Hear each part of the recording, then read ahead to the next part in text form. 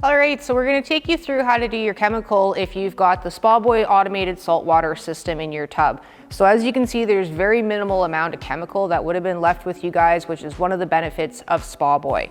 First things first, when you first fill your tub, you shouldn't be adding any chemical into your tub until the water gets to at least 80 degrees Fahrenheit. We want to make sure that it's warm enough so that the chemical actually dissolves properly in the water, that it doesn't just sink to the bottom of the tub. Once your tub gets up to 80 degrees Fahrenheit, you're going to take your capo test strips here and you're going to take one of them out and you're going to stick it into the hot tub to get your pH and your alkalinity reading. So you're just going to dunk the test strip in, pull it out, and line up your colors on the back of the bottle here.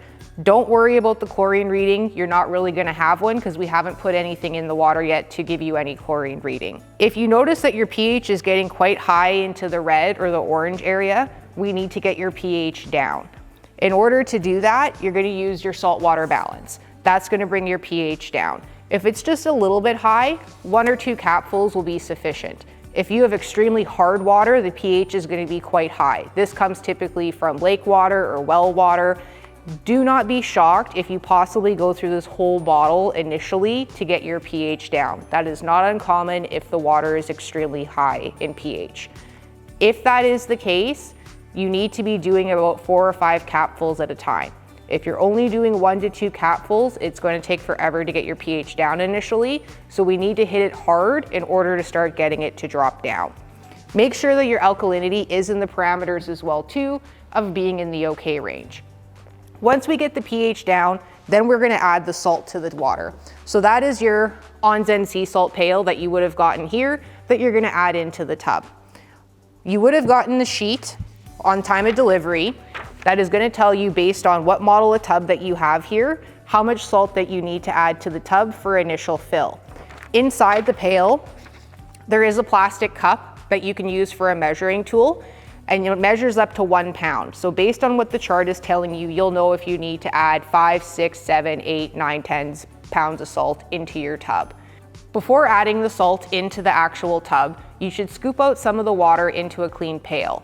Start dissolving 1 to 2 pounds of salt into that pail before dumping it back into the water itself. This is just going to help break it down and get it dissolved so it's not sitting to the bottom of the tub itself. The next day, don't test it right away, but you can test with your saltwater test strips to make sure that we do have enough salt in the tub itself.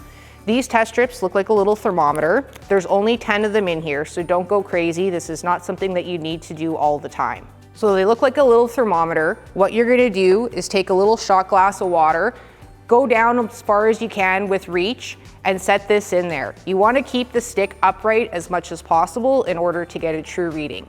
Let it sit for 10 minutes, and you'll see a little yellow line start to form up in the middle to show you where your salt level's at. You want to be between 2,000 and 2,500 parts per million, which is going to be about 5.4 to 6 on the salt test strip. If you're in those parameters, then you're good to go. We will have provided you with a Just Up as well. This is to bring your pH up. This is not something that you're going to have to use very often. It is important with the salt system to make sure that your pH stays on the low side.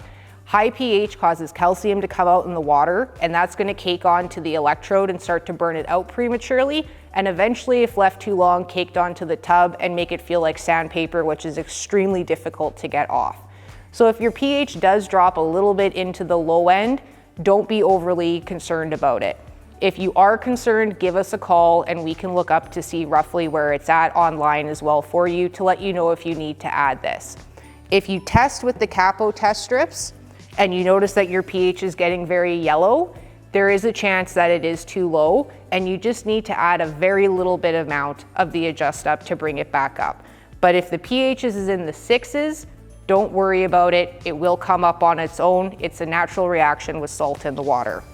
This is your salt cell cleaner. So this is what you're going to use to clean your electrode. So it's not a bad idea a couple times a year to unthread the electrode out of your tub, take it out, soak it in this solution for 20 to 30 minutes, rinse it off really good, and then reinstall it. It just helps to take off any buildup that might be forming on the plates that would cause it to shorten its lifespan. Cover and cabinet renew is a great way to maintain the vinyl of your cover.